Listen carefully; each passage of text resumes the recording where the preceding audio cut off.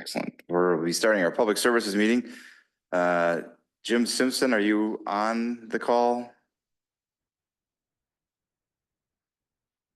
I don't hear Jim. So in the absence of Jim, the chair, I need a motion to nominate somebody to, I knew we'd be here, nominate somebody to chair the meeting. You gonna turn your mic on?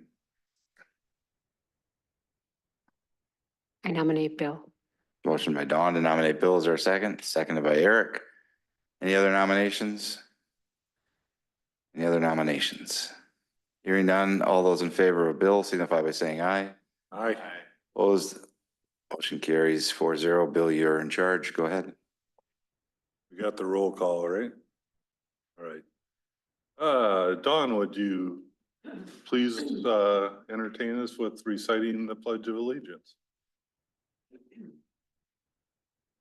To the flag, United States of America, to the republic for which it stands, one nation, under God, indivisible, with liberty and justice for all. Item 4, we need to approve the July 15, 2024 minutes. I move to approve.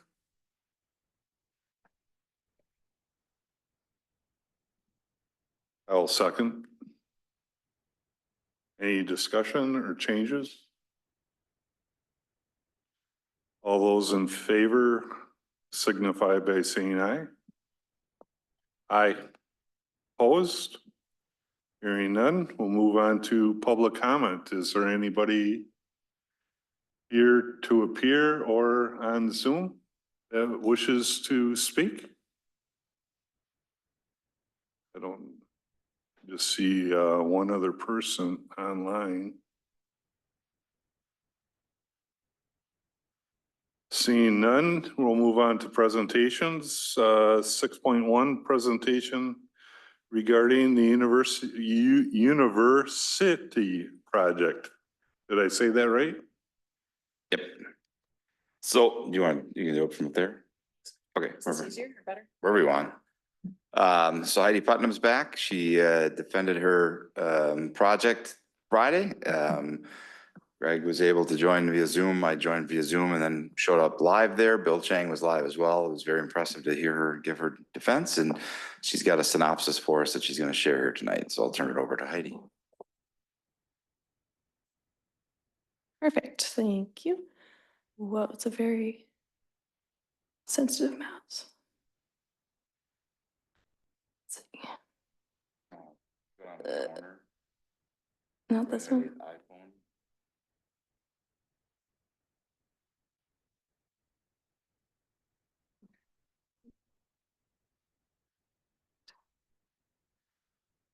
This one, it's close. All right, now everyone in the room can see the screen. Perfect. So as Judd mentioned, I'm Heidi Putnam. I just finished my master's project, and this is a very short overview of everything that I've put together. There will be a full report as well as the full recording of the original presentation.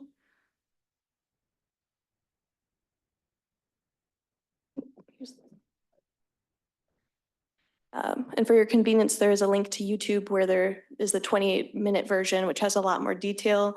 And then the report itself will have even more detail. I'm doing final edits of that right now. So the main thing is with the rapid expansion of your community, both residential and non-residential development and increased flooding events that have spurred this project and for the community to come to the university program, the village staff want to reduce these issues when considering all new development. And there's a lot of good community support for restoration right now along the Yahara River, but there's conflicting opinions about types of the development and proximity to the river that exist. So we kind of started this late spring through early summer this year, participating in a number of events shown here in some of the photos, just to kind of begin to increase awareness within the community of stormwater runoff issues and kind of have conversations and educational pieces with a variety of age groups about these issues, which will continue after I'm not here. The phosphorus reduction portion of the work is within just the written report. So just fair warning, I'm only going to focus this evening about the natural asset protection priority zones, just given that the phosphorus end of things needs some further engineering analysis that I, as not being an engineer, cannot do myself. So just prefacing that for a minute. But to guide future land use planning, the Capital Area Regional Planning Commission has established a variety of designations for lands, but there's generally confusion given that a variety of entities such as counties, state, CARPC themselves, and individual municipalities have varied definitions. So I've been working with CARPC over the summer on their draft updates. I'm not contributing to it, but they have shared their draft updates that they're working with the county on right now that will be in the water quality plan for the county. And so a summarization of some of their definitions I've put in here in terms of what the implications are for applying to land use considerations. The main changes being is something legally protected or not, depending on if it's inside or outside of an urban service area. So basically, we're trying to focus on thinking about where the village is expanding to, such as within your extraterritorial jurisdiction area, and thinking about how we can set aside key environmental corridor areas based on these definitions to protect surface water. A landscape scale planning framework that can deal with these designations is working with green infrastructure, or shortened to GI.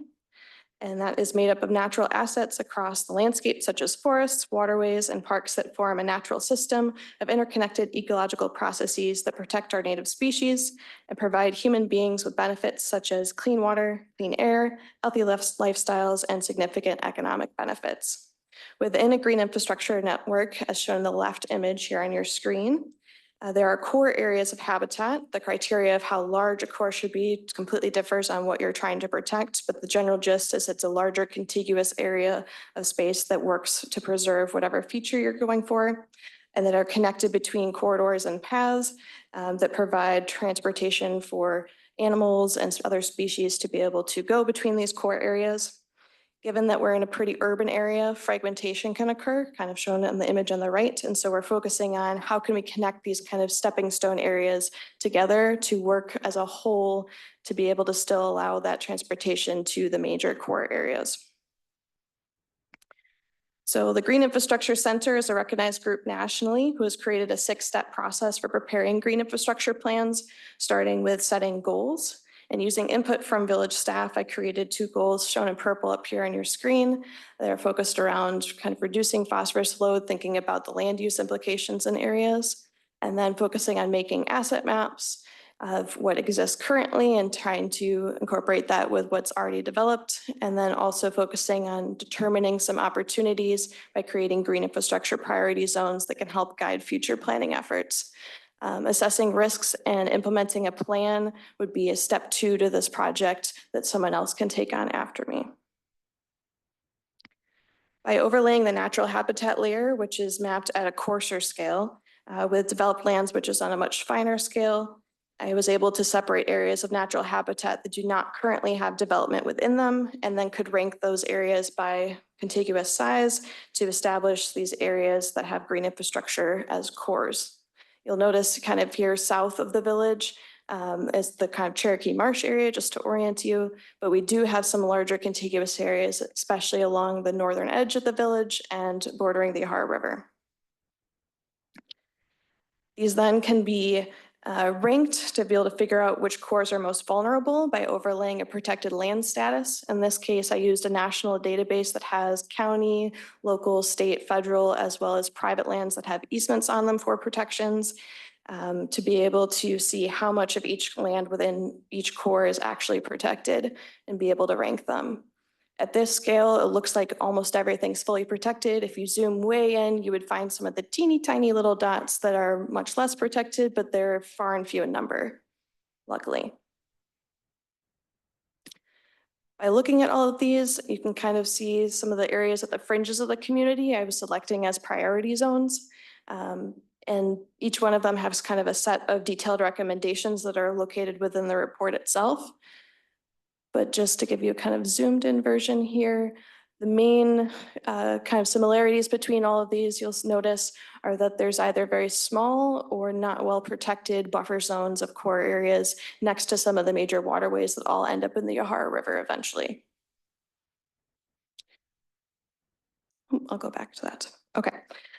Some of the main recommendations in summary form are that establishing a protected buffer around major waterways and these tributaries found within the priority areas are similar to what's already found within the Yahara inside the center of the village boundaries, was most successful in being able to prevent some of the phosphorus runoff. And this will expand the connectivity of the upstream fragmented cores with the Cherokee Marsh on the southern end that's outside of your jurisdiction. And in green infrastructure cores that are not well protected, you are able to acquire land, establish easements, or acquire new development in these areas to incorporate restored buffer areas along the waterways.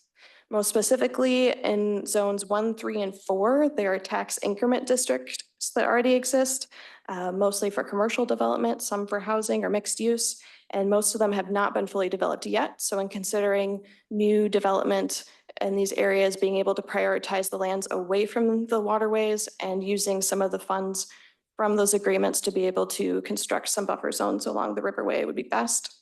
Some options I've discussed with staff already would be to expand the conservancy zoning portion of the village ordinances as a method of being able to separate different types of conservancy zones, of having a buffer versus a park and other considerations that the village might be looking at, as well as exploring reconnecting hydrology, especially in this zone 2 west, which is mostly agricultural land at present, to be able to restore potentially restorable wetlands, which again would reduce some of the flooding issues and potential new development in that area.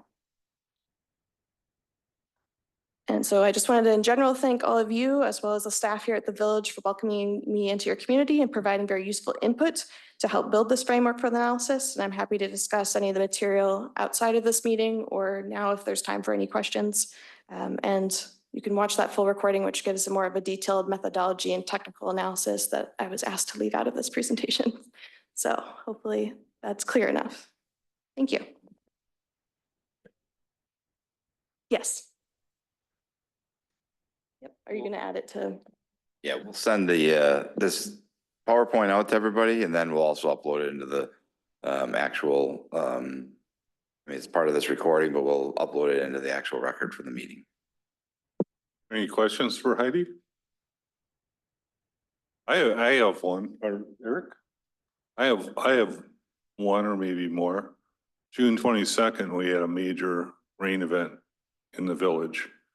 And, you know, the urban service area is what we can control. But we got massive amounts of runoff from non-urban service areas that we had to deal with, and it went to the river untreated, of course, where our area, we have to abide by the DNR regulations on retention, ponds, things like that to hold that back. The solids settle out. Do you see that as a problem in our area? Where areas outside our control are contaminating the Yahara River? I did not incorporate any like water quality analysis into my work, but WinSlam, which is an engineering software, should be able to incorporate that, which would be able to more specifically determine where nutrients are starting and ending up in the river. And so I think that would be a good next path to be able to answer that question. It was definitely something I was wondering about, but not something I had the capacity to be able to investigate. Okay, I was just wondering because we haven't seen you since then. All right, thanks. Any other questions? Well, thanks Heidi for all your work. And what's the next stage in this? Is this, you have more to come? I'm done. You're done? I officially, yep. After presenting last Friday, I was officially done. I'm here because I wanted to have closure with all of you so that you knew what was going on. But I've started working full time. I have graduated officially, finally. Well, congratulations and thanks for including DeForest in your masters. Absolutely. Thank you. Good luck in the future. Thank you. You're on the road. Yes. Now you gotta Will work. do. It's okay. I'm doing stuff like this for work, so I'm happy. It's all good. Yeah, you have to be happy with what you do. Absolutely. Thank you. Thank you. All right, move on to 6.2, presentation of the draft Village of DeForest 2025-29 comprehensive outdoor recreation plan.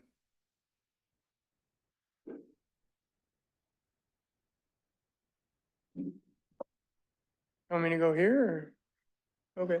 You can sit down. It's going to be a long present. No, I boiled it down into 10 slides, so I was pretty impressed with myself. Oh, Mike's here? Oh, okay.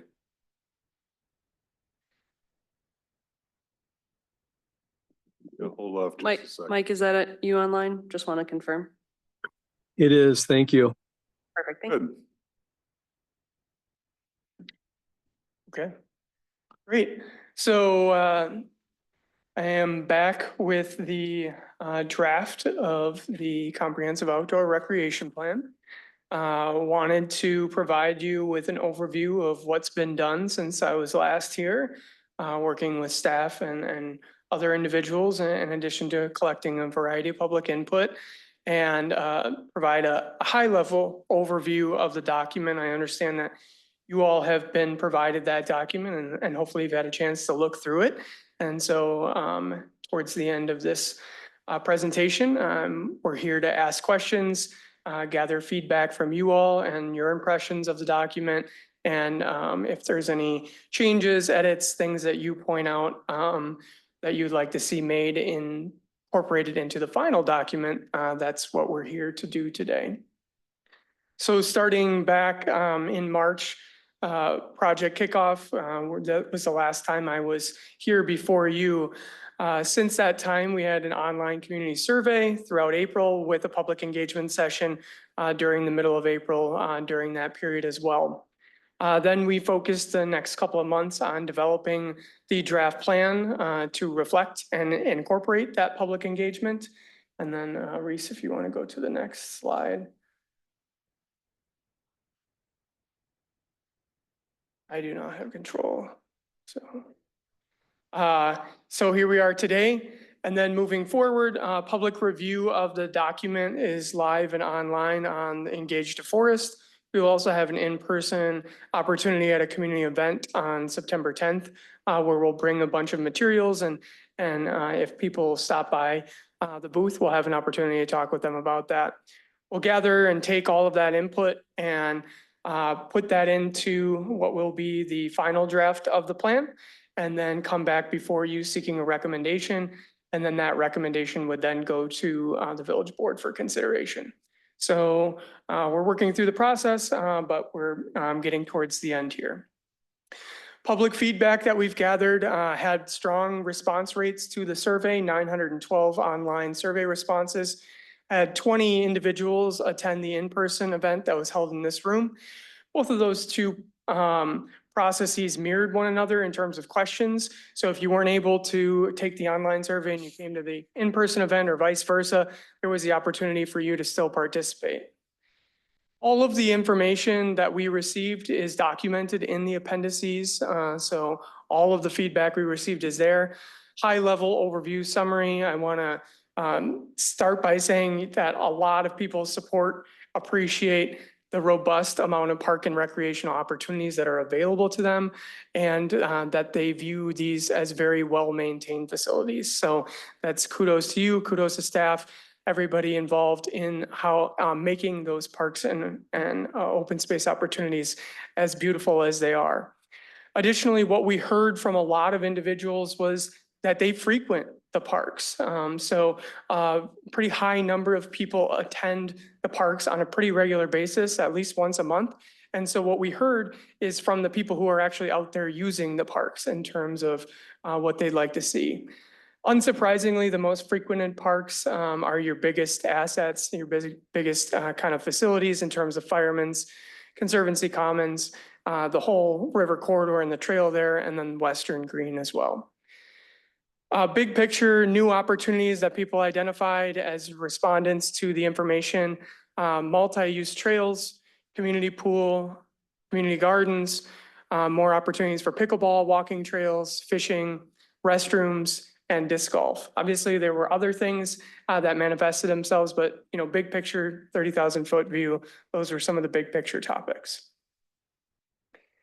So the plan itself has a different orientation than the previous version, and this was intentionally done to take a lot of that background information that's useful and separate that out into an appendices. And what this does is it streamlines the main part of the document to be those 7 chapters that are about 55, 60 pages, where you really get the meat of the document there in a succinct way, rather than it being combined into what would be 150 pages or more.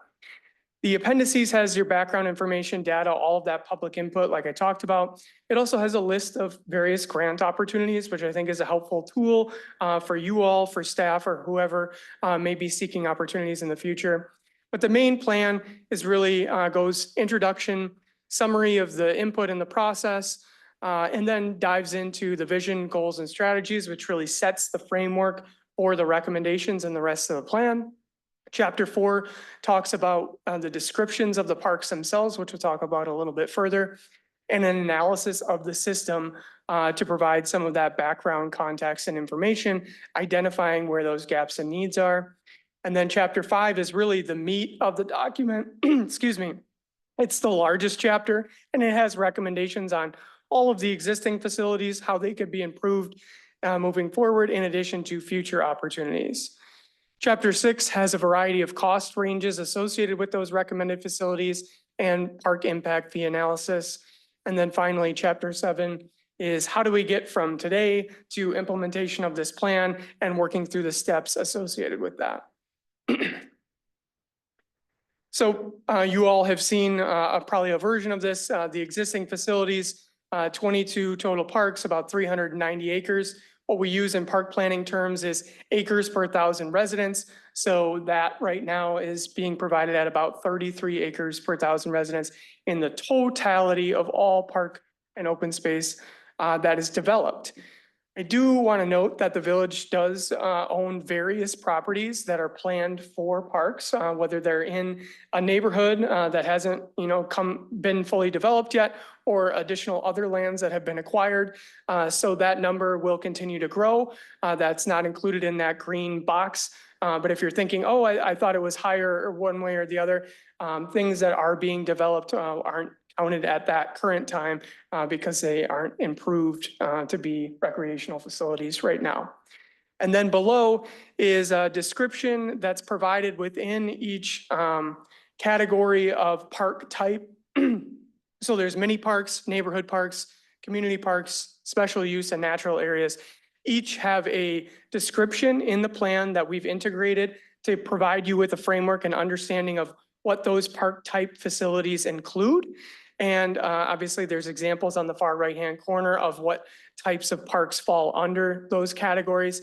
And then additionally, if you wanted to go to the next slide, Reese, we know that we needed to talk a little bit about the recreational types that are permitted within each types of park and orient people to what kinds of opportunities for recreation are provided within each type of park. So in chapter 5, we have included a reference to the various recreation type that facility provides, whether that's active, passive, or natural areas. And each, this text is within the plan itself right now to hopefully provide you guys with some guidance when you do find yourself in a situation where you're talking about, well, what is the opportunity, or what are the opportunities available for different types of recreation within various types of parks. We did not physically separate and map where active or passive recreation is occurring within each facility because there's a lot of ambiguity related to that, as you probably are all aware.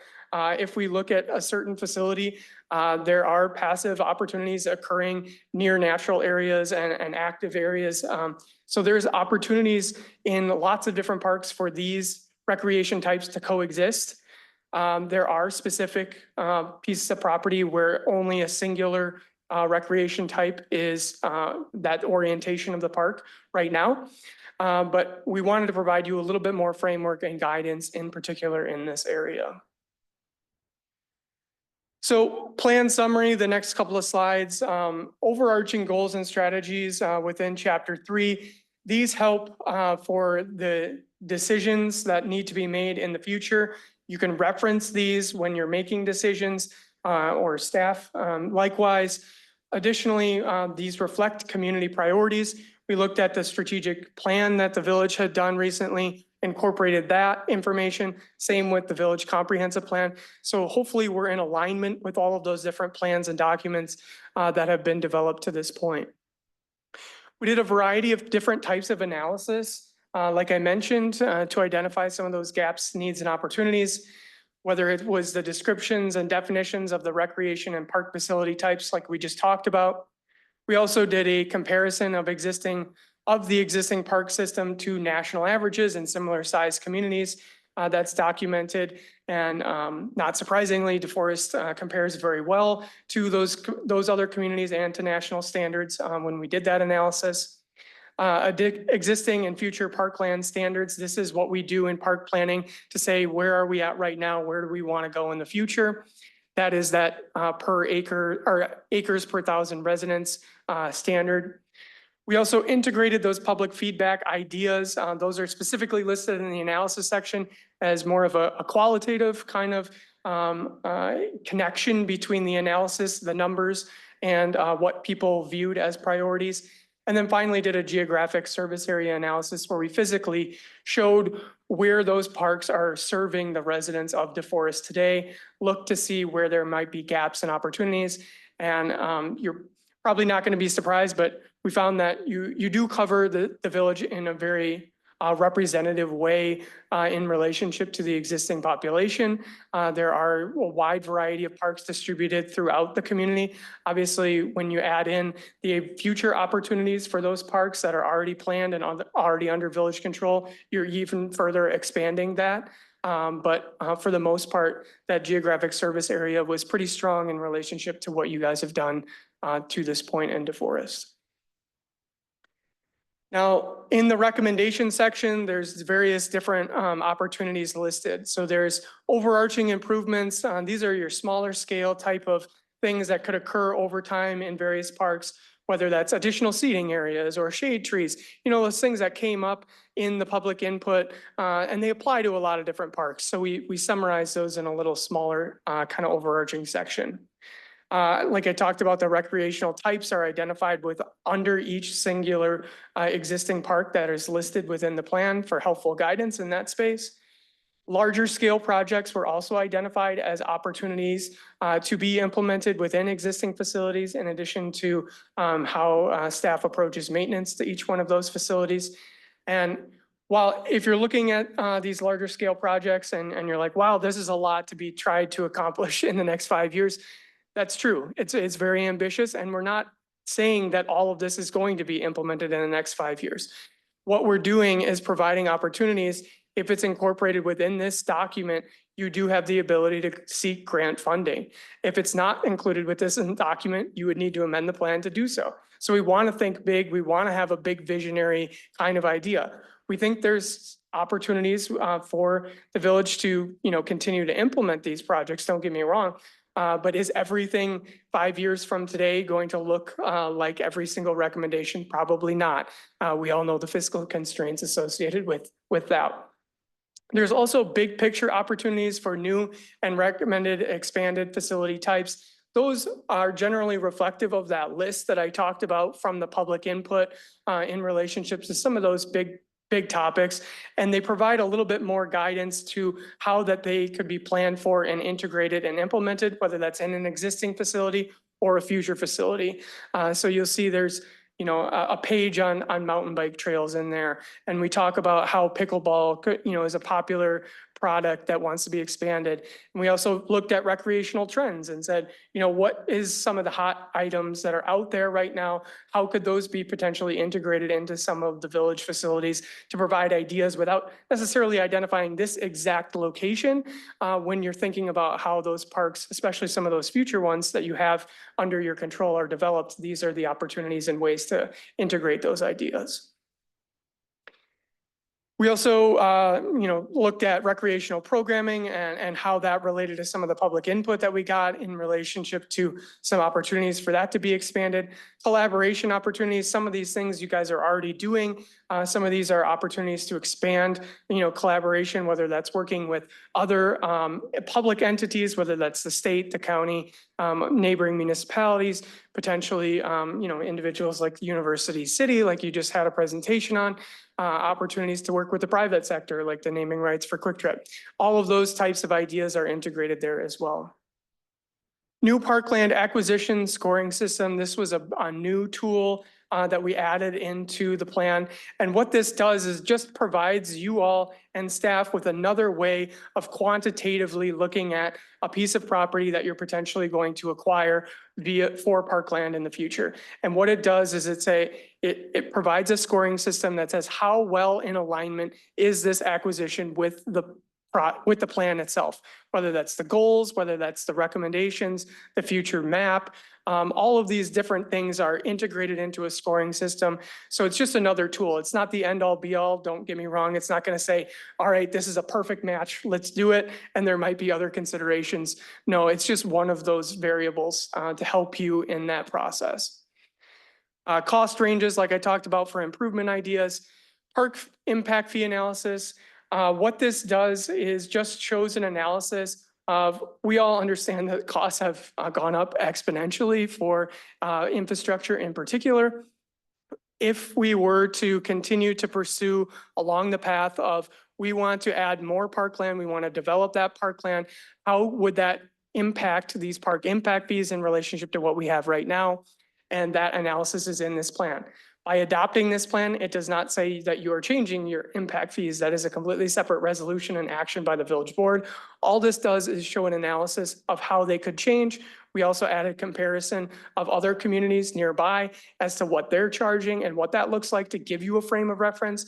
And to be fully transparent, what we calculated as the end all for the total park fee and impact analysis is considerably higher than what you have right now and what the neighboring communities are. So I don't anticipate that you're going to make that change overnight.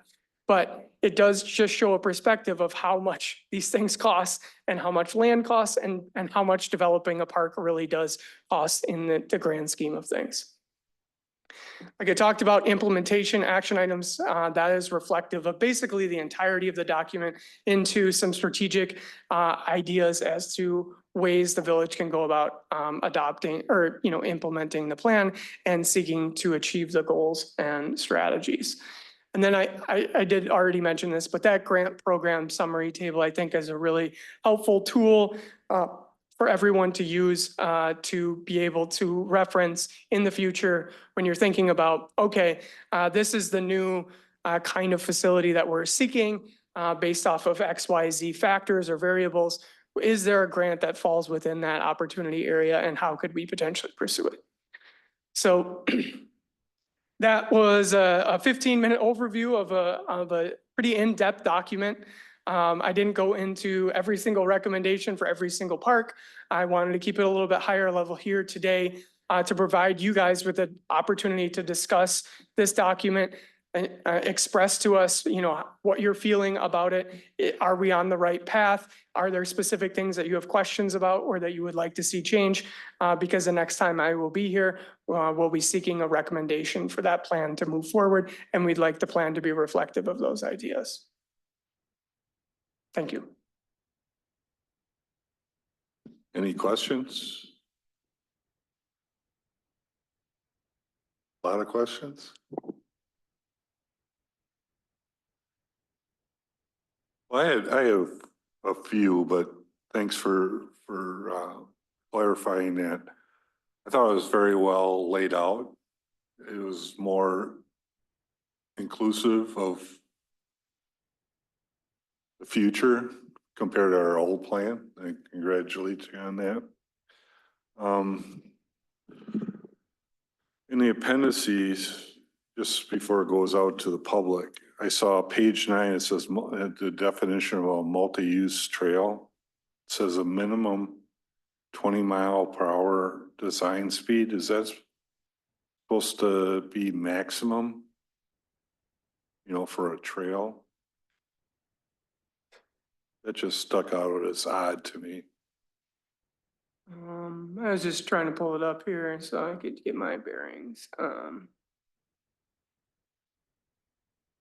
Yeah, so when we're thinking about multi-use trails in particular with the advent of electronic bicycles and their ability to go a little bit faster, I don't know if you have a specified village ordinance in relationship to speeds along trails. I know this is something that Madison's grappled with, so I don't know if you have done that or not. Basically, it's trying to allow for those bicycles to move at a quicker pace in relationship to the grade in particular and the design of them. So if there is a specified maximum that you'd like to be integrated, we certainly can. That's just a generalized kind of approach at that 20 miles per hour to say, we want the grade and the reflection of the corners to be able to handle someone on like a road bike going 20 miles an hour, so. Because we had that discussion about 2 summers ago, I think, when we started allowing electric bikes. And we imposed an ordinance of 15 miles per hour. Dawn, do you remember? That was 15 miles per hour. And I've since found out, we don't have the ability to radar bikes, Yeah, because perceptions of people on bikes is, the speed, even in the street, how fast was that guy going? In reality, and the police department says, we even changed that ordinance to more, I'd say vague or general, saying instead of a 15-mile-an-hour speed limit, it was unreasonable speed that they could cite somebody on. But none of our trails are really built for anything above 15 miles per hour. I know some bike trails, yeah, you can scoot down on 30 miles an hour, but yeah. I was just wondering if the public saw that, what they would think. I realize when you design a trail, walking trail is going to have a 3-mile-an-hour minimum design, but a 20-mile-an-hour just seems, I can see where you're coming from, but. Yeah, it was meant to be a general standard to be applied and used in the context of a more detailed kind of engineering planning kind of process. So if you guys have recommended approach to 15 miles an hour, I have no problem changing that. These are just sort of big picture. AASHTO and NASHTO, they do bicycle standards across the nation. And so I just reflected what they had. Sounds good. And then page 626, they spelled Vienna wrong. I don't know if somebody read it would get excited, but it's just something minor like that. But I was really impressed with how it was laid out. Yeah, it is kind of long in some aspects, but it's got to be comprehensive. So as you realize, we had a problem with defining natural areas and conservancies, and people thought it's C1, it's a conservancy, but this is a conservancy.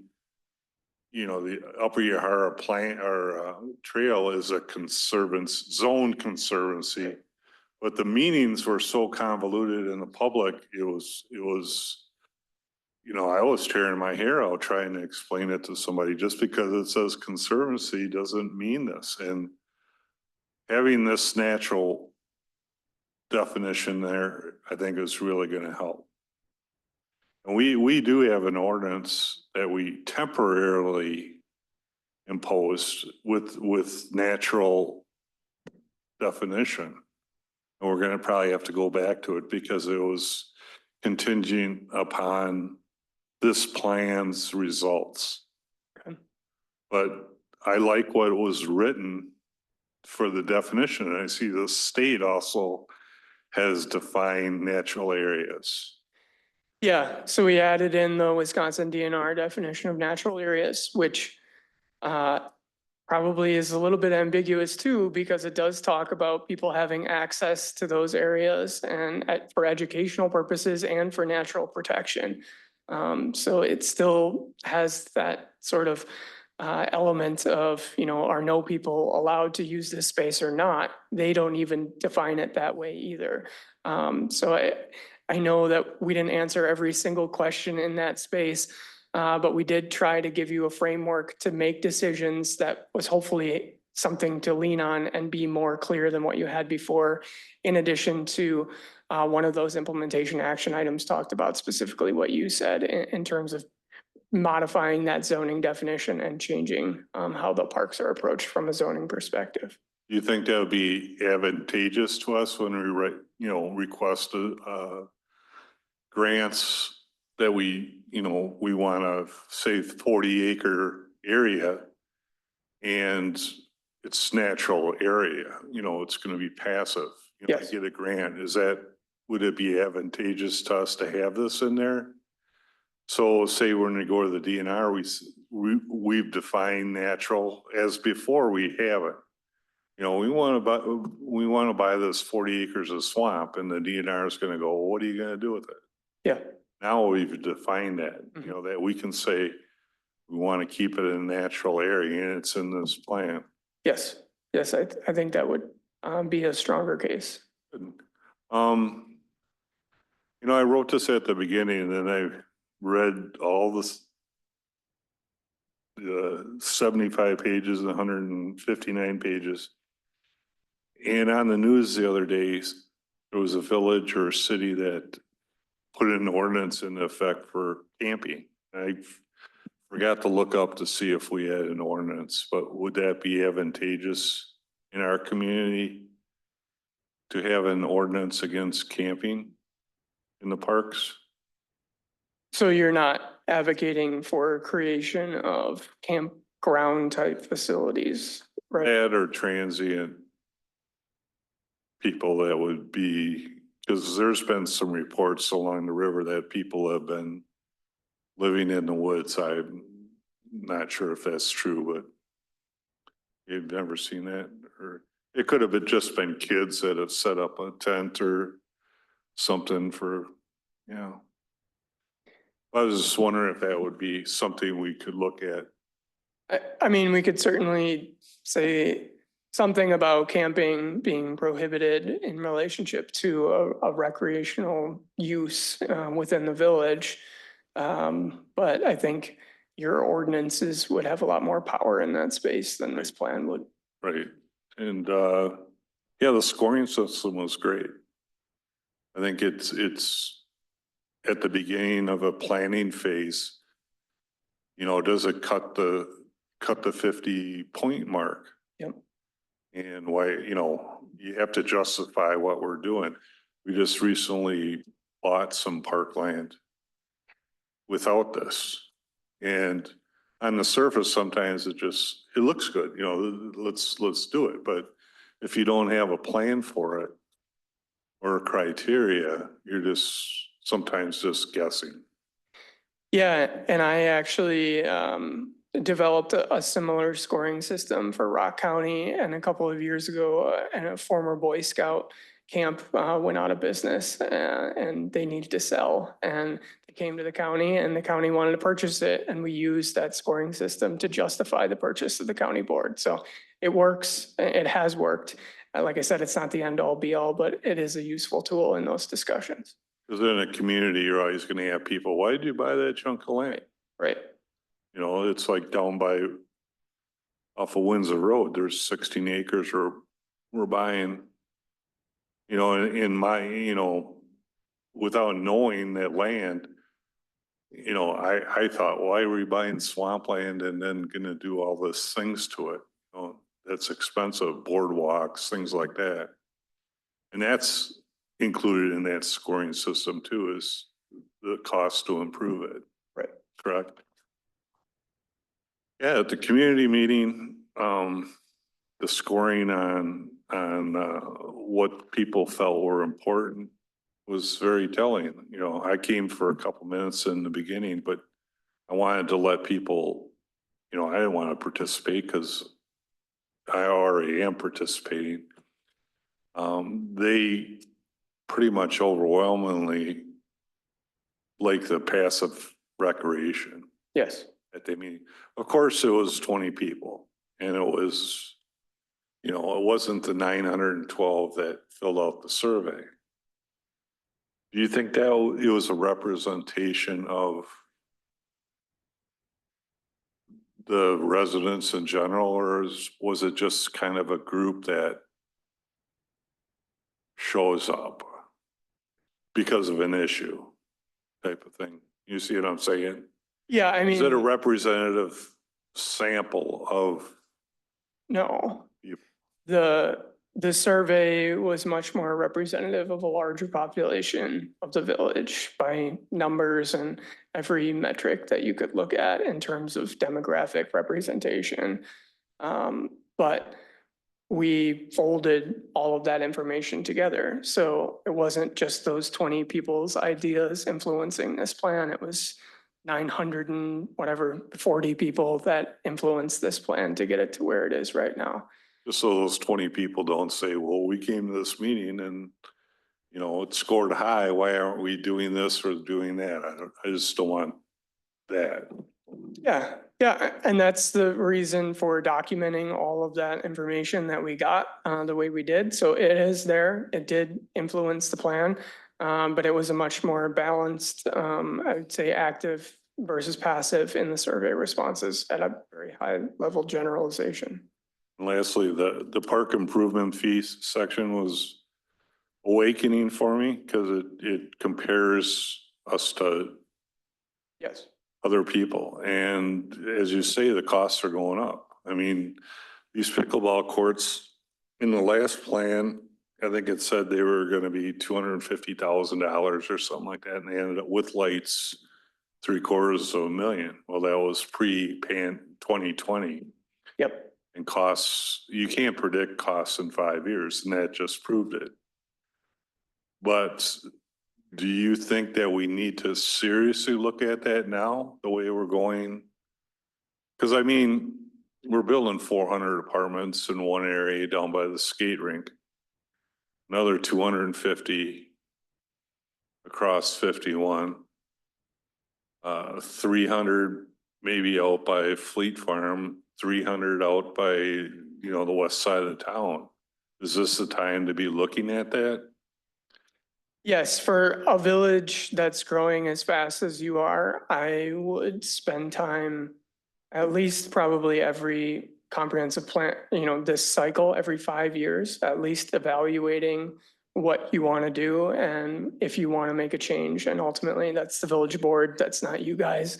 You can help inform their decision, but they have the ultimate decision making at the end of the day. But yes, I would recommend that you at least have that conversation on probably a 5-year cycle because of the growth and because of the cost variation.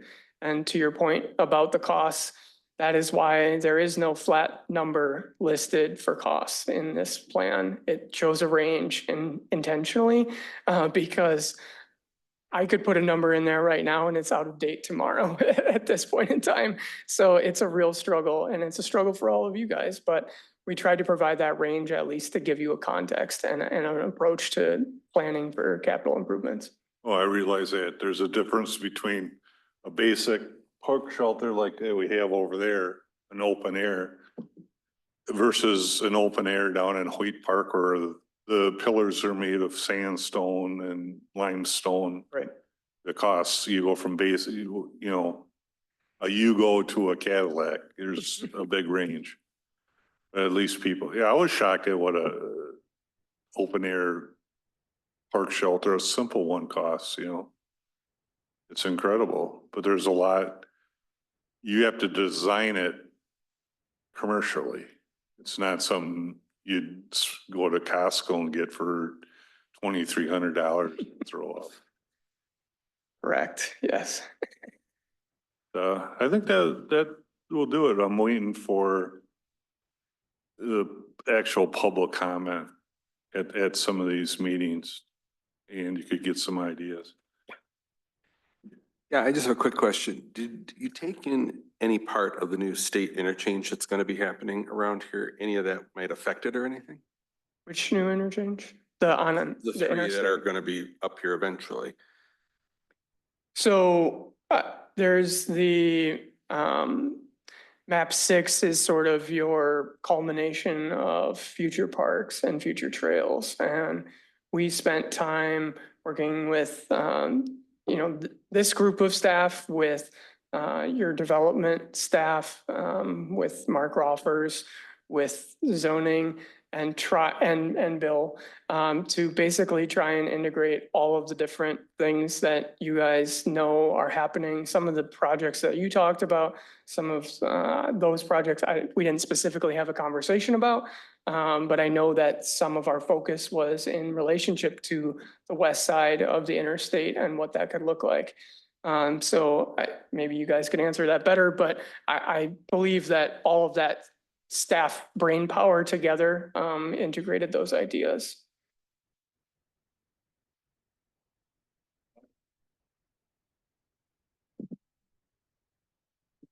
It was a lot to take in, but it was very, very interesting, and I was amazed at how many things people had suggested. I do have a couple questions. One of your comments that I thought was, and I can't find it because I don't know why, but I can't find it, was to have volunteers. Yep. I thought that was a great comment because I've heard back from some residents that they would like to volunteer, like if the posts need painting where the signage is in parks and things like that. So I'm hoping that that would be a good consideration. It would save the village money, I would think. When you do new parks, you had said, it was on page 9, neighborhood meetings.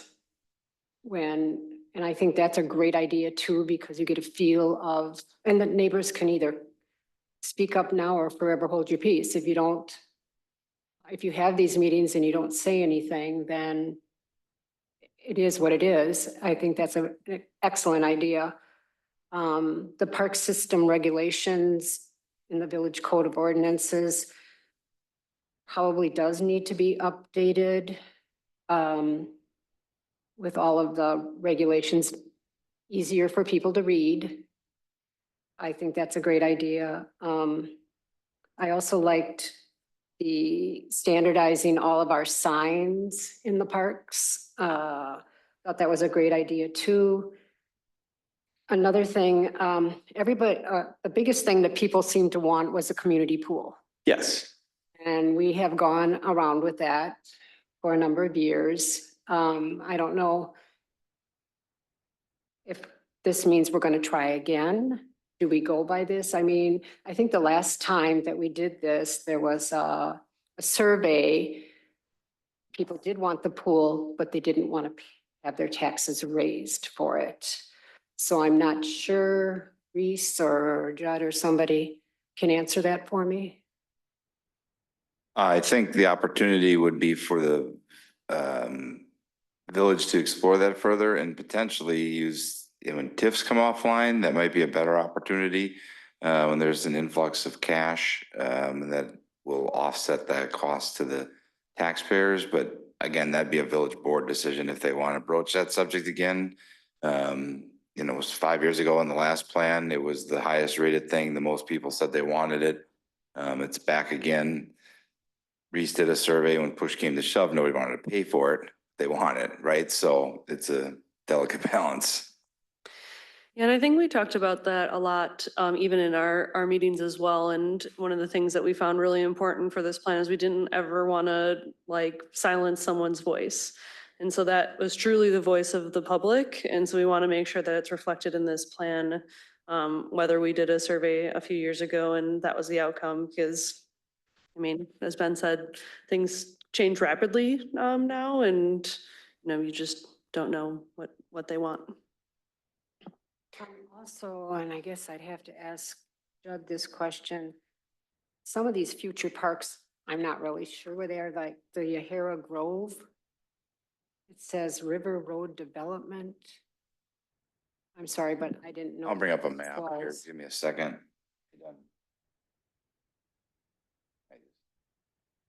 Yeah, I don't have control. That's all you. I can't.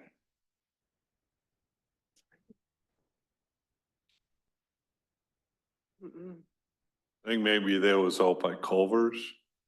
No, it's across from Woods Glen Court. So our, by the church, Oh, the Lord of okay. Love, Oh, by. or not Lord of Love, Norway Grove, I should Norway say, Grove. sorry. Yeah, The GIS system is down with Dane Okay. County. They're making some upgrades, so I can't bring it up. but yeah, it's they have a park in there. generally in this area. Developer. It's between the interstate and River Road. At Woods Glen Court. South of Norway Grove Church. So it's like so here's Norway Grove, the cemetery.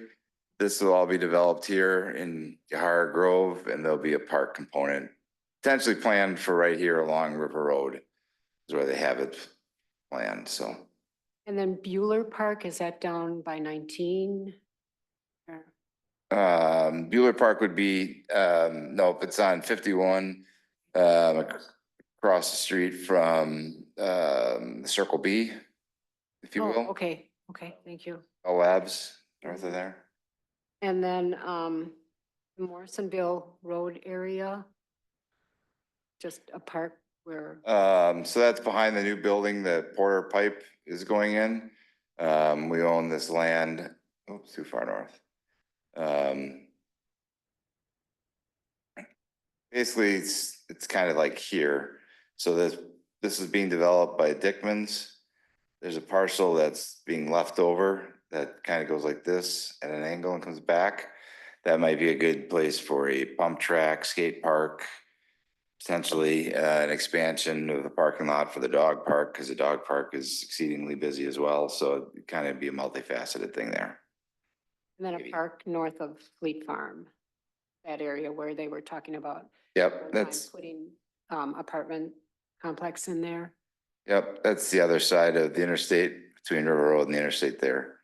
So somewhere in this general vicinity here where the Yahara River runs, might be a park.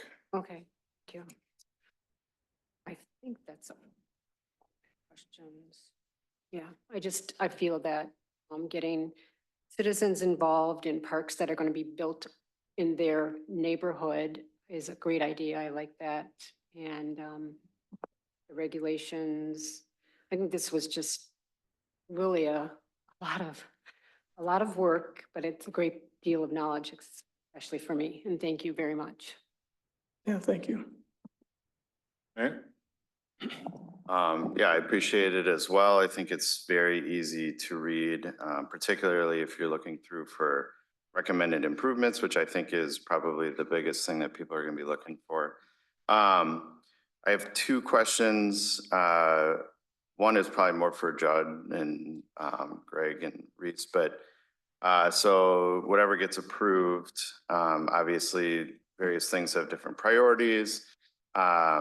Once it's approved, are those decisions up to you largely? Are they, you're not going to come to the board for every single little thing. So how do you use this moving forward? Just a little clarity around that would be helpful.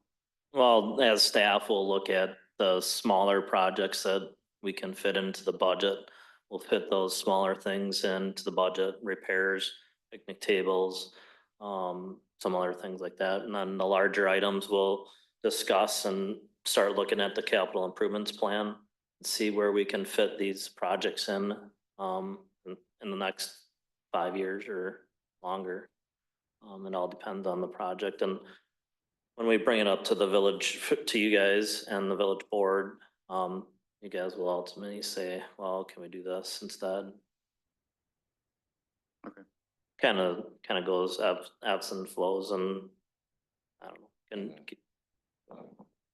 Then as parks come online, right? So if Bueller Park comes about or Yahara Grove, when we get those lands, they may be opportunities that the developer wants to give monies right away to improve that park, right? Because improved parks drive residents to come in, right? So those are the things we have to weigh out. Okay. Yeah, and some of those newer parks, we already have money for. from the developments. So we can actually, once we get roads to them, we can start planning them and building them. Okay, thank you, appreciate it. And then the other question that I have, is, thinking about the mountain bike stuff, there was a lot of controversy, a lot of opinions. And I noticed in here you had information about grants. I'm wondering if there's an opportunity to put in there, any type of information about who might be referenced for experts. When those types of situations arise, opinions about land use and things of that nature. As you kind of mentioned, even with the passive and active, like there's ambiguity in those types of things. And so just wondering if there's potential for listing out some resources, even if it's as simple as, who to contact with the DNR or with the department or something of that nature, so.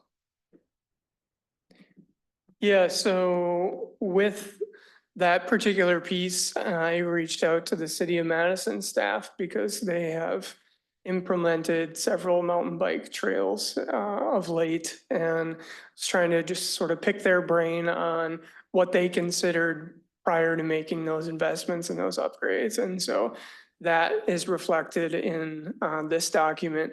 In addition to, I forget the name exactly of the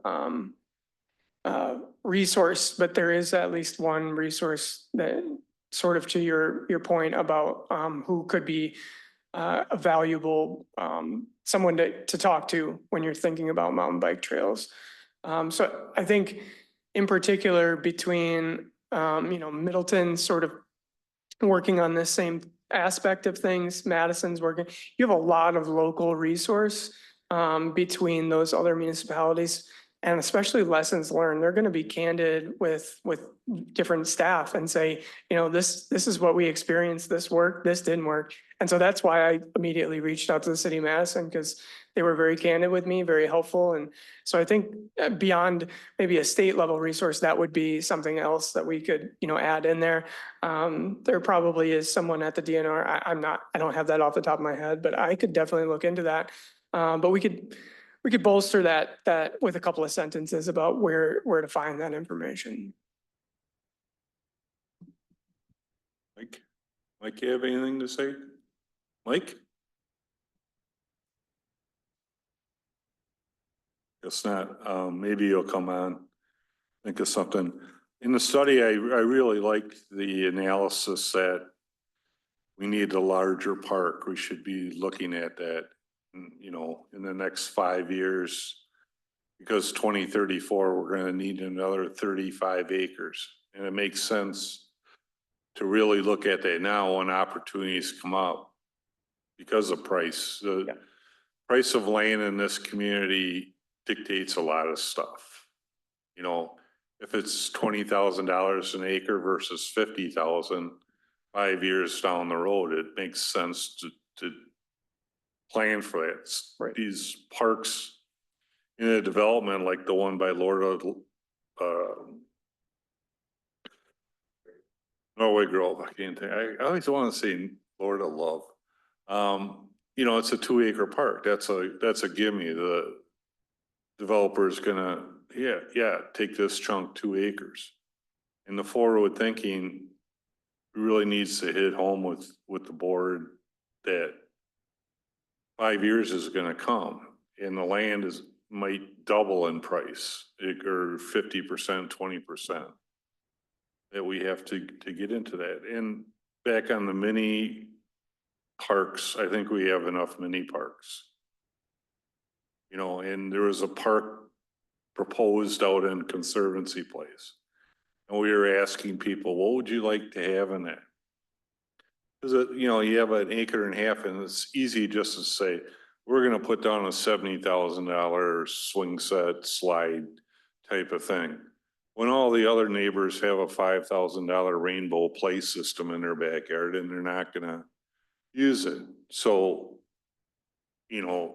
I like the ideas that were presented in there, an open air shelter or sand volleyball court instead of every swing set slide in a mini park. Mm-hmm. And each neighborhood's gonna be different. And we started talking about that, and I like it, because not every park should have that swing set. It makes people wanna visit other parks, Unique destinations. unique destinations. Yeah, and then secondly, to your point about a larger park, a community type facility, there's a call out box in the plan that just talks about the general steps associated with what it takes from idea to manifest that into reality. And it's not a short process. It's not an easy process. It takes a considerable amount of foresight and resource investment, frankly. So that's a sort of a helpful guide post for you guys to say sort of a steps of order of operations to at least wrap your head around what it might take to do something like that. Because we have gotten the public engaged, but it's more reactive. You know, like our disc golf Yeah. thing, or say the pools or whatever. People won't get excited until not in my backyard or this and that, and that's too bad. But getting the friends groups created, I think, is a great idea, Dawn, and it's in the plan. Or somebody adopts a half mile of the trail. Right. Because they walk it every day, and it gives them a sense of ownership. Well, I'm gonna pick up that piece of trash or a bag of dog doo-doo, which they, before it's like, yeah, it's that. But I see value in that. A little sign even, you know, like you see on the highway. The 4-H club cleans this up, or, you know, it means a lot. Something else is, this happened a couple years ago when we were talking about a bike trail.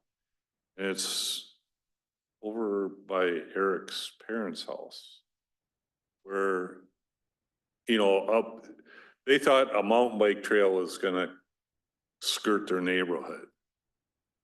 Well, in this plan and in the past plan, it's north of, well, it used to be Casey's. What is it now? Sitco? There was a future land area presented on the northern area of DeForest. We don't have a natural or a safe trail for a kid to go from here to work at Culver's. You can get there zigzagging around on streets. It's not really, but yeah, just to the north of there, there's Springbrook. And you go to the left, you know, don't move the map, but to the left is Culver's. And then to connect to North and Main or anywhere else there, you know, to the north of Springbrook, there was going to be residential. Well, it's an area natural for a path, you know, and that's what you want. You don't want a path along the major road. You know, ultimately for bikes and pedestrians, it's a delicate balance. It's a delicate balance, but these people, I heard it, it's like, they got all up in arms. It's like, not all, just, you know, the loudest people seems to sway the opinion. Yes. And we don't want this. It would have been on the other side of a river or a creek. It's not like the bike path you've been on the Conservancy bike path where it's from me to you, it is the house. It wouldn't be like that, but they were upset that was being proposed. Even though I see it as increasing their value, the resale value. But they didn't get the right information. Yeah. And as you know, the misinformation, when I talk to Reese and then Reese talks to, say, Judd, it's not the same. And then people get the wrong idea. But how do you get that across to people that this is, you know, the bigger picture? It's going to enable your kids, say, to go to Culver's safely instead of walking on Highway V. Or the better of the community, you know, the majority. Yeah, I would say within the plan, I think there's 2 or 3 call out boxes related to the benefits of trails and how much broader they are than just being able to recreate on them.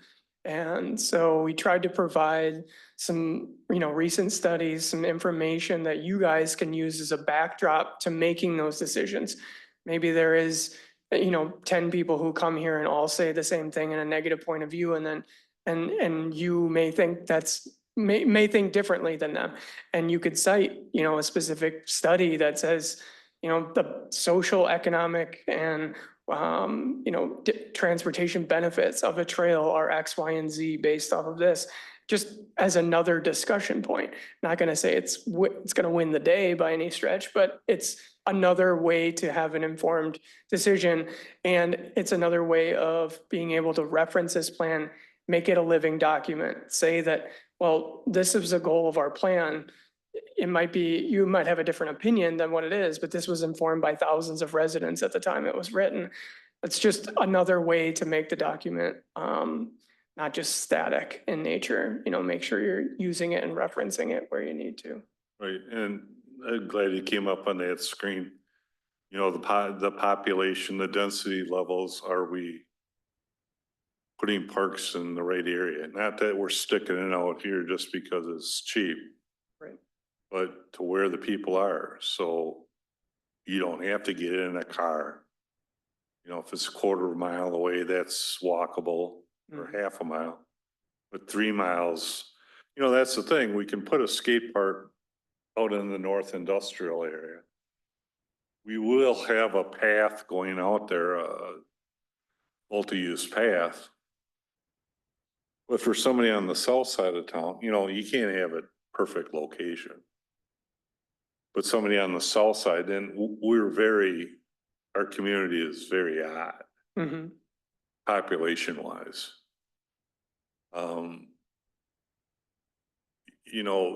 You can't just stick it out there, but at least you've looked at that and it's going to be helpful. And like you said, we're pretty balanced with where our parks are.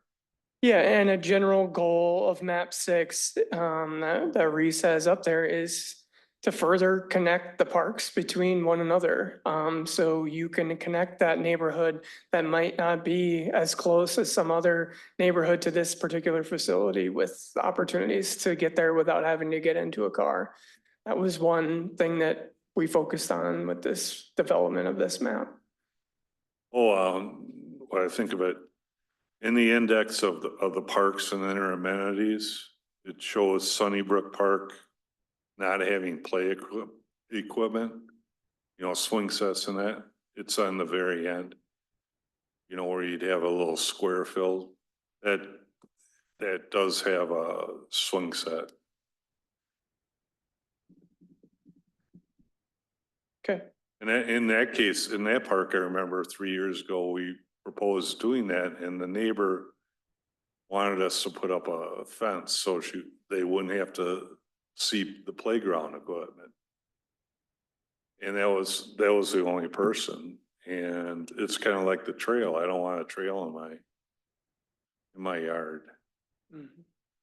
But if the play, when she goes to sell her house or her neighbor, the resale value might be up. Oh, they have a nice park and they have playground equipment. I don't have to spend $5,000 on a rainbow play system. It just goes back to what you said, how you get people talking in the big picture, that you can show them the big picture. I think it's communication. And since those incidences, the disc golf, things like that, more people are coming forward and giving their opinion. I want a pickleball court, or I want a Boca court, things like that. And that's great.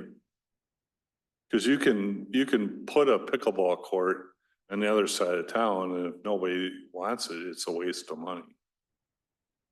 So it's great that you've you've highlighted a lot of these things. Yeah, I mean, kudos to you guys on the level of public involvement that you've had throughout this process. It's as strong as I've seen in a park plan. Done? Yeah, I think I'll just shut up. I can, like Jane says, I can be here all night. One thing I had forgotten before is one of the questionnaires was, you know, why you didn't partake in the rec department opportunities, and I did notice that the cost was one of the lowest things. So our rec department's doing a great job, Reese, and thank you for that. I'm not sure how this works with the budget. All of the things that were listed that needed to be improved on in each park, do you already have money set aside every year for park improvements? You know what I'm saying, like new picnic tables or painting, you know, whatever. Yep, so we got repairs and maintenance funds for staining like Fireman's Park and Trailside. We do replace picnic tables every year, or we add 5 new ones. The last like several years were ADA picnic tables, because I was going off of our old plan, because it said these parks need ADA picnic tables, so I'd been buying those. So yeah, we do incorporate all those smaller ones. So the suggestions then would have to be in the CIP. You would have to ask for money for some of these newer things. Larger, probably, Like I don't know, restaurants, more than $25,000. anything. Yeah. Okay. All right. Thank you very Like, much. we'll just say Conservancy Place, the Conservancy, I can't even talk, Conservancy Commons, concrete around the whole shelter at some point needs to be looked at and replaced. That's gonna be some big dollars, so that'll be incorporated in the CIP. Something like shades for over here at the splash park. I think that was noted a few times. Those would be lesser amounts, so those would come out of a normal budget. Could be out of the budget, or it could be a CIP plan. Depends on the cost. I just needed to understand how this all works. Thank you. You would think that little shelter right here, open air shelter, would be inexpensive. That's $50,000. It's expensive. Yeah, very. Thank you. And Dawn, as an example, Reese brought before the board, I think last winter, porta potties along the trails. So they'd be out there in the winter, and that was an additional cost, of course, but it wasn't 20,000. I think it was $3,000 or 2,500 or something like that, but that came before the board. But yeah, that wouldn't be in a CIP budget. No, But hopefully we'll be in, well, it could be. I think right now we're planning to incorporate that in the budget based off of what Greg and I have talked about. Yeah, what worked out, yeah. But obviously, the board would have to approve that, so. But in the future, yeah, they'll come to the board with the CIP budget, or hopefully here, to talk about what they want to do in 2025 or 26.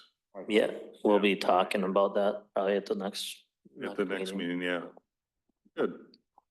Anybody, go ahead, Reese. We were kind of talking about, one of the things that we noted, kind of after we had given, notes to Ben was, as you can see on the map here, this was map 6.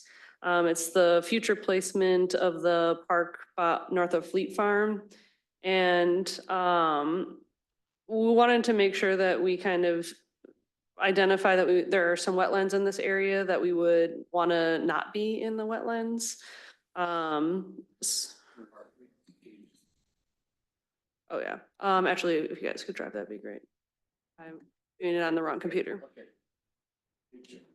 I was doing it on my screen and I realized that that is not the screen you guys are seeing, so I thought I was crushing it.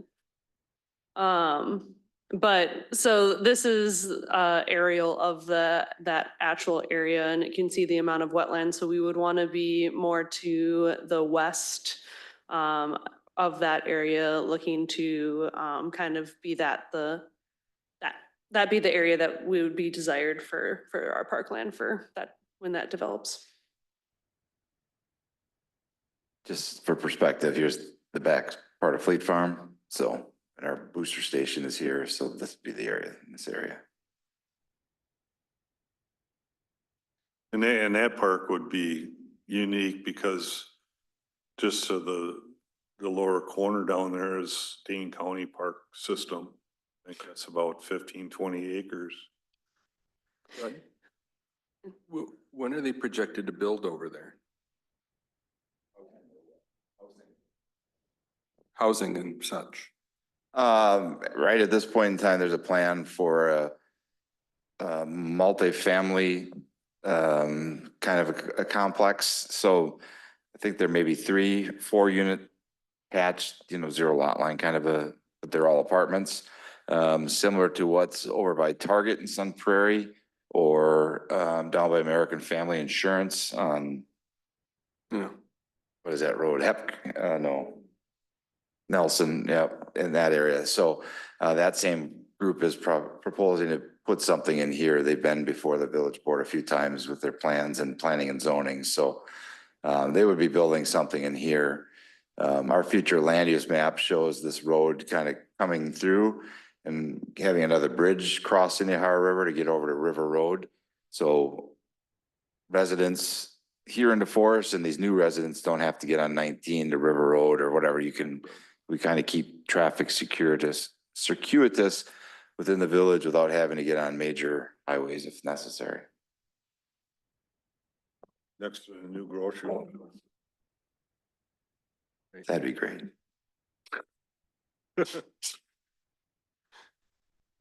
Any other questions for Ben or comments? I motion to accept this. Any further discussion? I think we're technically still on the presentation 6.2, so we would need to officially go to 7.1. So what exactly is the next step for the public comments? Where, are you gonna be at the farmer's market or are you gonna be somewhere else? The name of the event. You know, So we'll have a booth at the Public Safety Family Fun Night night? on September 10th. So we thought that that would be a good representation of the community. They are strongly supportive of that event and are appreciative that we can have a booth there. That draws a lot of people. Also, we do have the draft plan is up on our Engage to Forest page for the comprehensive outdoor recreation plan. People are allowed to give comments there that we'll share as well, and we'll be accepting comments there until September 10th. And once we have the booth here, that will kind of be when we give all of that data then to Ben. Okay. I don't foresee it changing much, but like I said, it's very comprehensive. Yeah, so next steps would be that we will, online participation, in person, take all that feedback, see if there's anything that we need to make in terms of tweaks and changes related to those things, bring those ideas to you all in relationship to the next time you see me, and we would talk about recommending this plan. Additionally, we'll spend some time prettying up the document, adding photos, adding covers, all those types of things. So it'll look a little bit different, but for the most part, the content I would think is going to stay relatively the same. Good. And I would say, I don't think it needs a motion. I mean, Judd can tell me if I'm wrong, but if you're in favor of us talking about moving that park location, I just feel like we would want some kind of thumbs up or verbal that you guys want that to be identified in the plan.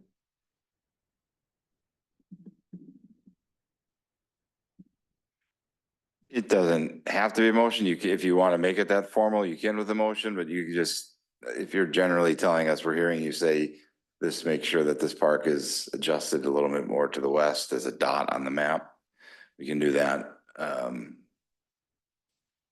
I'm hearing you all that. There's a thumbs up for Yeah, I that. kind of like that. Yep. The thumbs up. Good. Mike?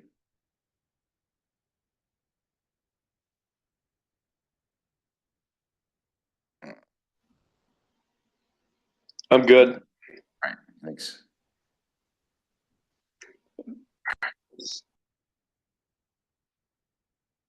Well, good, Ben. And we'll look forward, you're gonna be at Family Fun Night then? Yep, I will be there with a whole bunch of big maps and posters and see what kind of input we can get from people and looks like some engagement already online, so be presenting all of that information to you next time. Well, thank you. We'll Yeah, be in thank the you. parking lot over in the corner here, Right. northeast corner. Good. All right, move on to 7.1, discussion recommendation for draft 1 of the comprehensive outdoor recreation plan. Yeah. Oh, sorry. I'll make a motion to accept the plan with the slight change to the Yahara, was it the Yahara? What park was it? I can't remember. Yahara Grove. Is it the Yahara Grove Park? It's, I think it's NP1. Okay. I make a motion to accept the plan with the slight change to NP1. I'll second it. Any further discussion? Seeing none, all those in favor signify by saying aye. Aye. Opposed? Aye. Motion passes. Recommendation for motion passes. 7.2, discussion and possible recommendation on establishing a public service committee mission statement. Who would like to talk about that? Judd? Reese? I will, Reese is wrapping up. So we kind of wanted to have an opportunity on the webpage, and the purpose of the information is listed. And at the July Public Service Committee meeting, staff drafted a mission statement just to kind of be included, to kind of give us all a direction or a purpose, heading, compass direction. I could find another few more, whatever the word I'm looking for is, but I'm not going to. The committee may make recommendations to the village board regarding such things as a capital improvement planning and project prioritization, comprehensive outdoor recreation plan, trail development and use, street projects, forestry and natural resources policies, and any other matter referred to the committee by the village board. And then the proposed mission statement really is just kind of a Village of DeForest Public Service Committee is dedicated to enhancing the quality of life for our community by providing thoughtful and informed recommendations to the village board.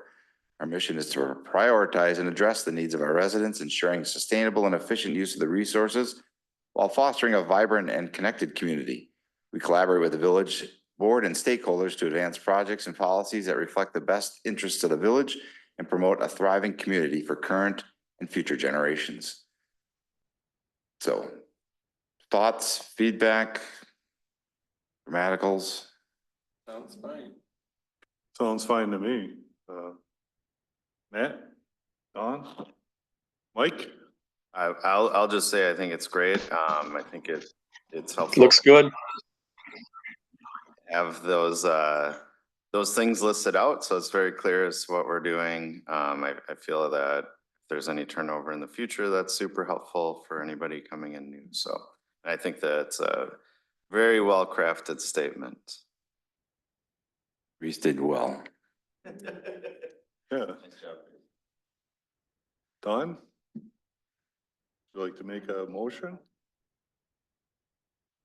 A motion to approve the mission statement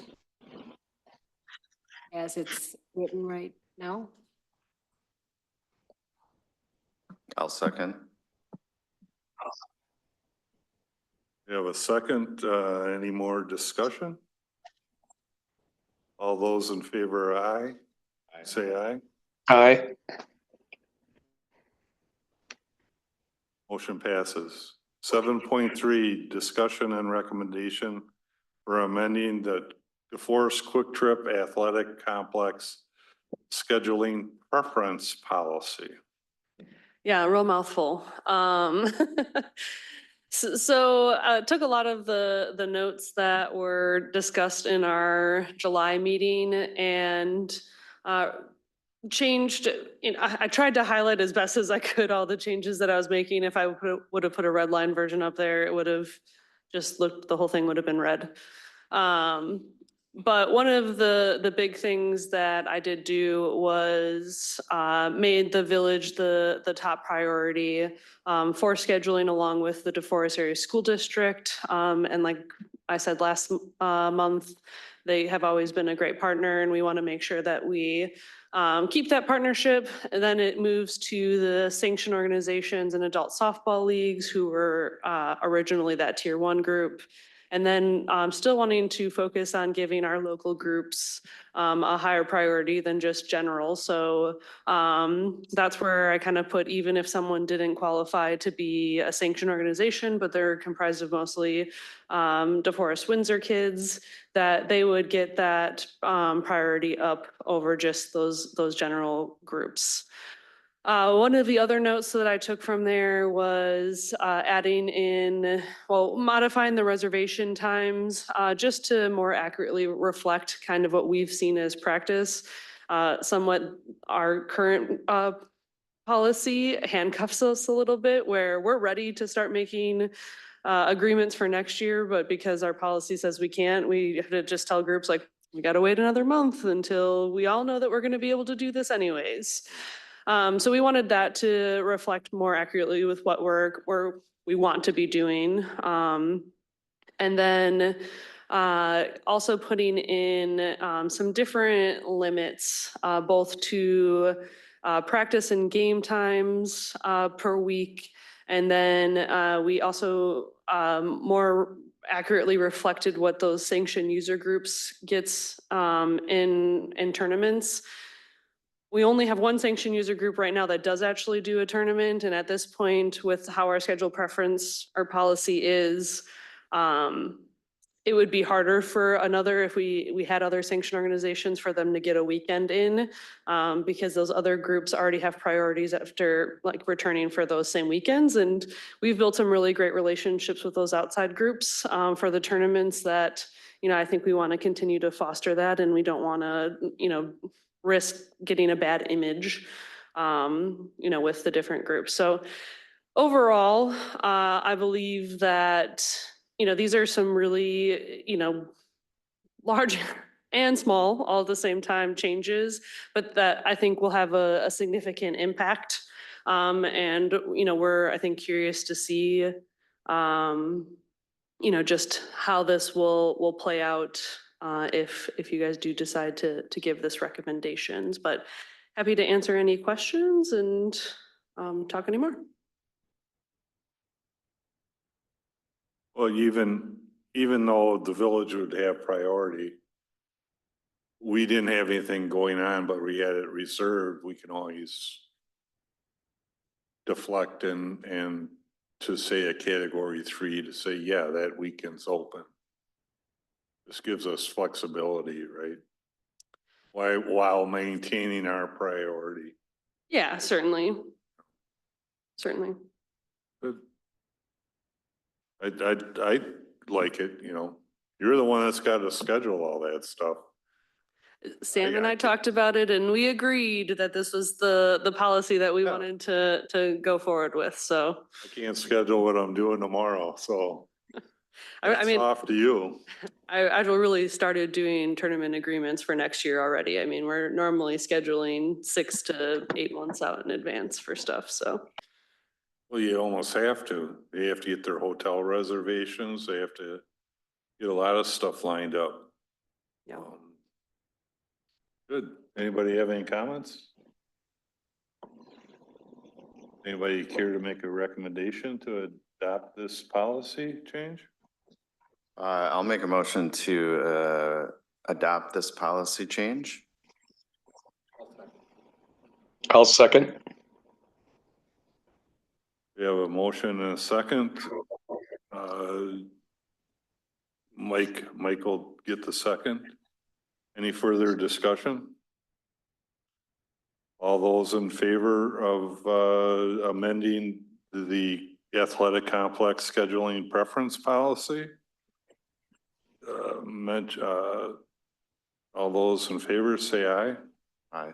Aye. Opposed? Aye. Motion passes.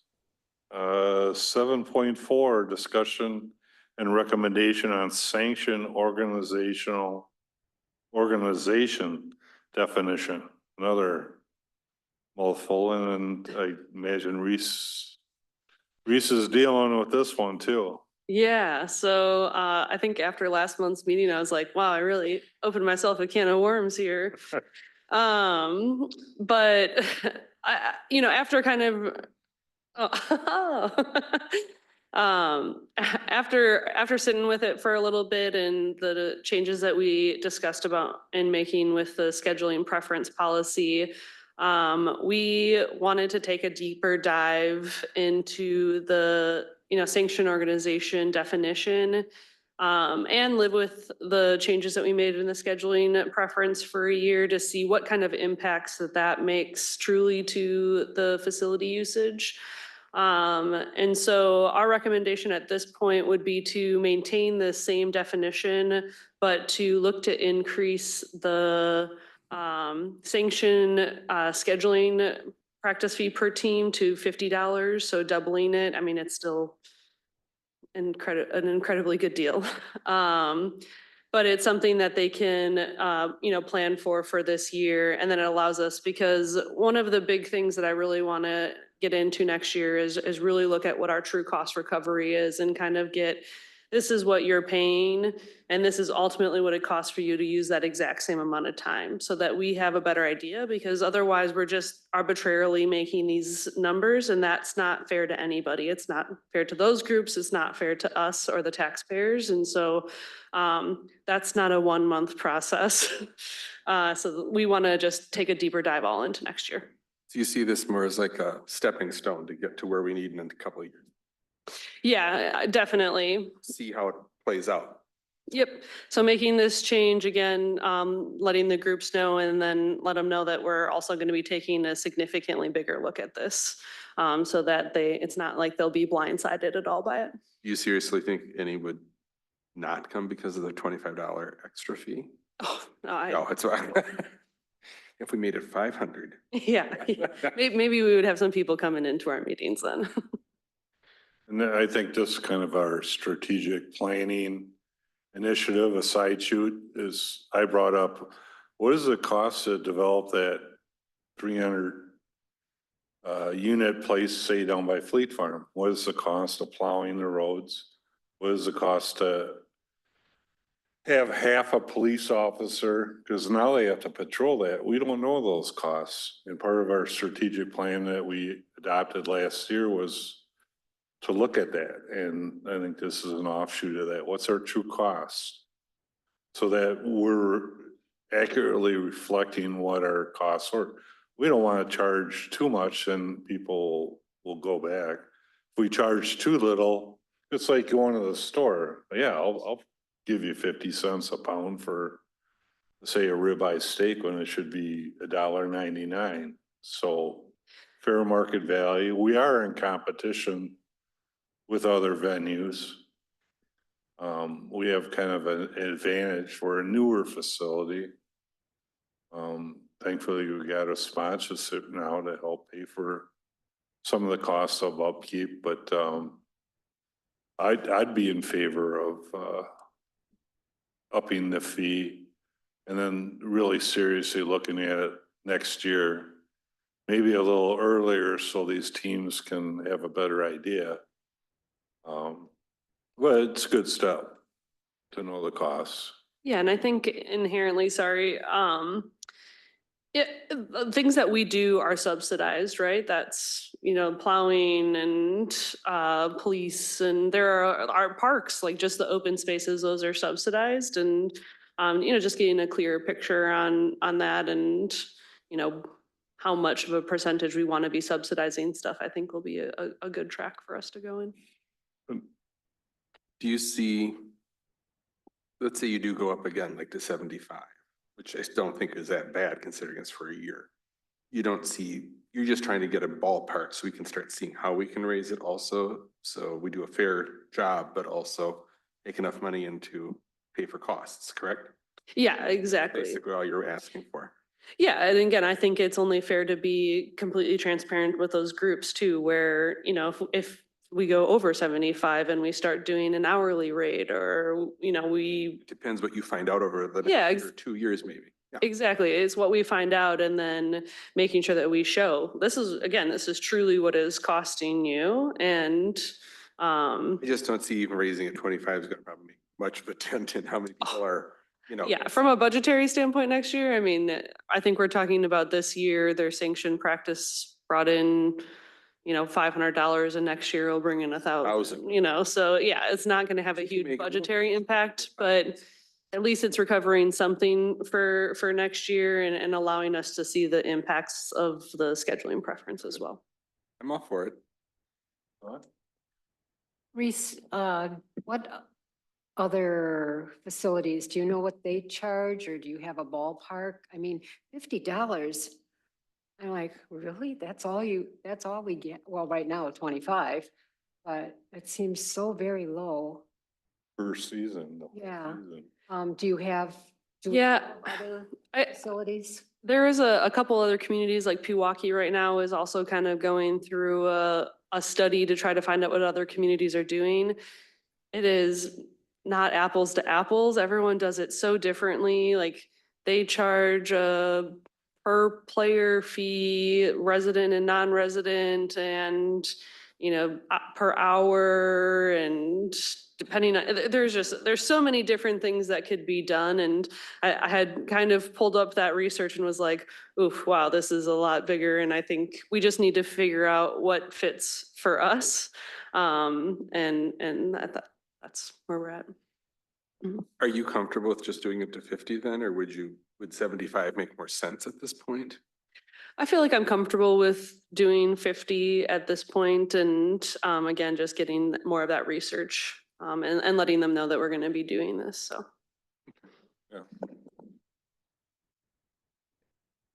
Any recommendations? I would just add that in comparison with the school district, back when I was working, we charged $1 per practice. So the rates are, I mean, you want to give your sanctions group a good break. There are users, there are kids, those are the kids we want to develop and give opportunities. It's good, and you gotta remember, this is our core group of people that are there all the time. They take ownership in it's their home field. Am I correct in that? That it's not a group that comes in once a month. No, I mean, and again, They're there all the time. They're the ones that are the eyes that help you out. Hey, this needs to get done. Or these people were doing that type of thing. They take ownership. yeah. Yeah, we need to make a recommendation for Reese to. I recommend that she goes ahead with. Sorry, I recommend we approve it, move ahead, and we see where it goes within a year or two. And then, we might know more by next spring early on if there's not a lot of change and she finds out with the other reports, everyone's doing 75 to 100. I mean, right now we're talking like what, 25 cents a kid or so out of $25. So, I mean, considering how everything is, $2 a kid isn't really gonna make much of a difference. So is that a motion? And I'll motion that we 20, approve or do you want to shorten that? You got her? I hear a second. I'll second. Any further discussion? All those in favor of that long motion signify by saying aye. Aye. Any opposed? Motion carries. You got some homework to do this winter. And I'll look forward to recommendations next year. Thanks. Moving on to department updates, 8.1, public service update. Are we wrapping up all the projects or are they still going? Oh, no, some are just kicking off. So Northtown Road, the extension between where it ends now in Windsor and connecting to Bell Labs, that grading has begun. The sanitary sewer over on Hickory Lane and extending north on Highway I. That will be kicking back into gear here very shortly. I think after Labor Day, we'll get that started and that finally will be completed, that sanitary sewer portion. We're working on plans for Cake Parkway, working with development that's going to come there and some repairs that'll need to be done, but additional extension of Cake Parkway, Green Acres Lane. Hickory Lane will be expanding and becoming more urbanized. So we're working through those kinds of plans. Pepsi Way, Quick Trip, they have, I think they've received the T grant, so that process will kind of be going here in the near future. And Pepsi Way at some point will start to be completed, probably even yet this year, over to what was Metro Drive. It's now Pepsi Way, but you know, where that connects on Highway 51 by the Pine Cone truck stop. So there's still a lot of things happening that we have to monitor. Highway 19, the Williamsburg Way will become a lighted intersection. Yet this year, is it? It's just, yeah, we're waiting on the metal and the things that are needed for the poles to hold those signs up in the air. So as where those are coming in at, it might be done yet this year or early part of next year. So. Somebody mentioned the other day, Danteo Road, they're putting up the warehouses there. Yep. There's a bridge. Has that been bridge?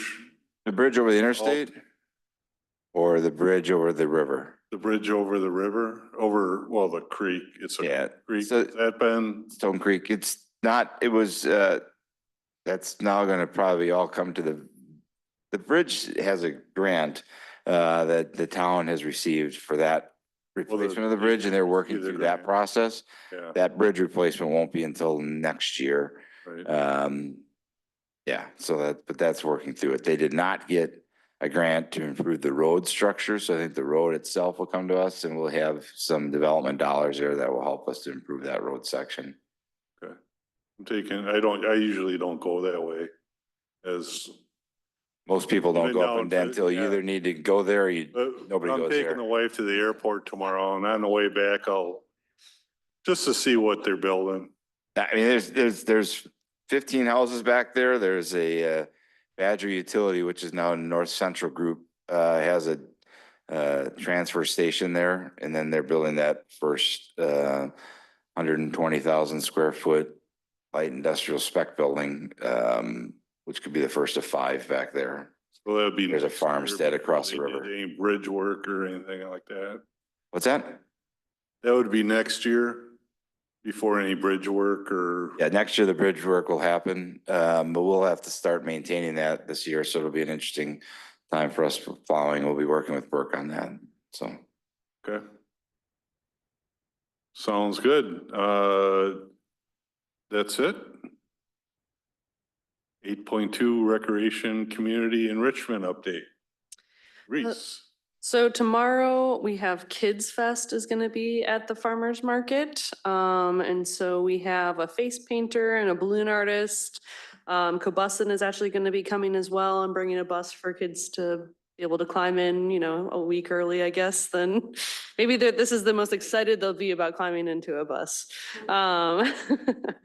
But so we have that, and then on September 10th, we're doing the Veterans Buck Night. And so active or former duty members would be able to get a $10 coupon to be able to spend at any of the vendors at the market for that night. And that is sponsored by TDS as well.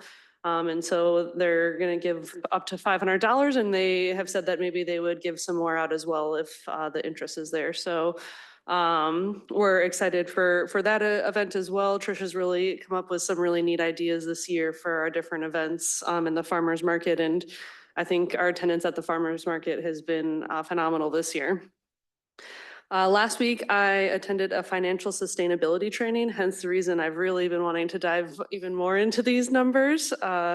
I was geeking out as I was coming back and everyone was like, oh gosh, you're really excited about some boring training, but looking forward to seeing how we can implement some of the stuff I learned there.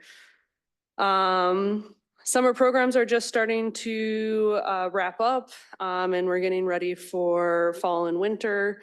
We'll have flag football starting here in the next week or so, and I think we have about 300 kids again this year, like we had last year, and that doesn't even include the Daffles number either. So I'm sure they've got a good number of kids. We will be having an event for the Quick Trip naming rights. If you haven't received an invite, we'll be sending you an invite. It's going to be during the day, so I know some of you have jobs and might not be able to attend, but we would love for you guys to join, and we're excited to just have a more formal announcement with that partnership. We have the last Brews and Bites next Thursday. It's Best Practices the band. And then Yahara Riverfest, hard to believe, it's in 2 weeks or 3 weeks, September 7th. And we're looking forward to having a wonderful event again this year. And then just as a friendly reminder, just because I know sometimes people get emails, the splash pads will be turned off Labor Day weekend. So typically, I think we turn them off on Tuesday when we get back to work so that people have through the weekend. But I know often if it's warm in September, we'll get some people calling or asking why the splash pads aren't on anymore, so. We did keep them on last year for like an extra week or two. It's because it was like 90, Making me depending on the sound weather. like a liar over here. I was trying to be helpful. Did a Turn great the job. kids down and bang on your Oh, window. gosh. Turn the water on. Just to add one more thing for Reese, Farmers Market is gonna be moved over to Stevenson Street. So we're gonna close this area off. We're gonna put some purple cow material down and reseed all this, kind of give us more nutrients and hopefully get the grass to grow. So Stevenson will be closed at DeForest and Jefferson Street. When does that start? Next farmer's market or? No, that'll be September 3rd. Okay, So, yeah.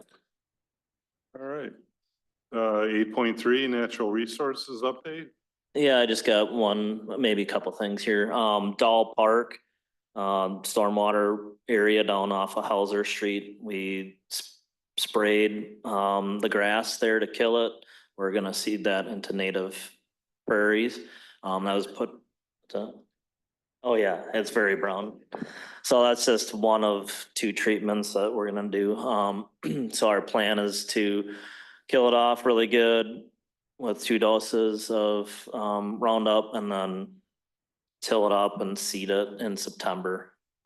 Gets it really good. It's ideal time to seed native plants. So that was in the budget for this year.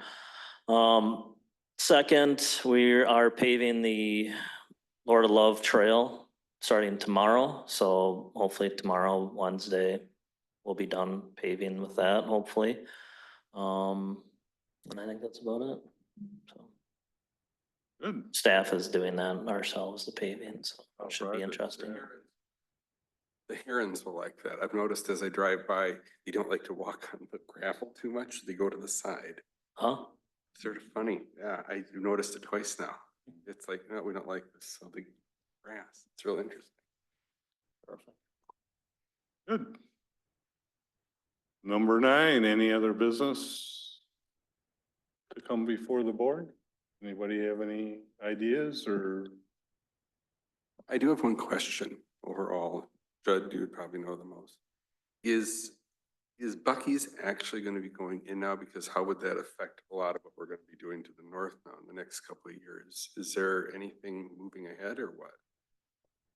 They're still working through that process. They've asked the village for assistance, and then the state as well. We've got some opportunities that we're exploring on how the village might be able to assist. And then I think they're probably doing some reach out to the state additionally, to try to facilitate the needs they need with the diverging diamond. I know our Administrator Bill Chang testified before the interstate listening session they had for the plan, right? And how they kind of left Highway V out. And said you should be planning one way or another on that, not just leaving it vacant. So yeah, it's still ongoing. It's not done, but it's not done in either direction, right? I mean, it's still kind of in. It's sort of there. Yep. But how that will, it won't, all that we're doing there is designed to benefit.